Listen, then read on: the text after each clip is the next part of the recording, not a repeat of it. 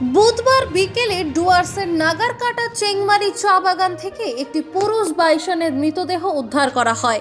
গত মঙ্গলবার বাগানে একসাথে প্রবেশ করা 3টি বাইসনের মধ্যে এই বাইসনটিও ছিল, কিন্তু সন্ধ্যার মধ্যে দুটি ফিরে এলেও এই বাইসনটি রয়ে যায়।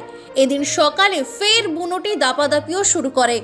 ধকল সইতে না পেরেই জন্তুটি মৃত্যুর কোলে ঢলে পড়েছে বলে প্রাথমিকভাবে বন দফতরের তরফ থেকে অনুমান করা হচ্ছে। বনকর্তারা ইতিমধ্যে জানান দেহটি ময়না তদন্তের জন্য পাঠানো হয়েছে। এটা হচ্ছে কালকের থেকে খবর এসেছিল, 3টা বাইসন ছিল, 3টার মধ্যে 2টো চলে গেছে আর একটা বাইসন এখানেই ছিল, আমরা পাইনি কালকে রাত্রিবেলা।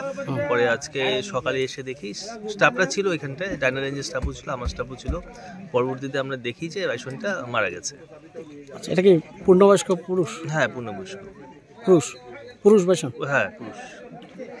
এখন কি করবেন এই বাইসনটাকে? এখন এটা টোলগেট বিটে যে জঙ্গলটা আছে ওখানে নিয়ে যাওয়া হবে, নিয়ে গিয়ে ওখানটা পোস্টমর্টম করা হবে।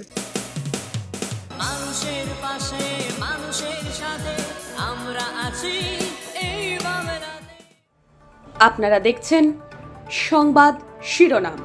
দেখলেন তো অনেক কিছু, এবার দেখুন নতুন কিছু।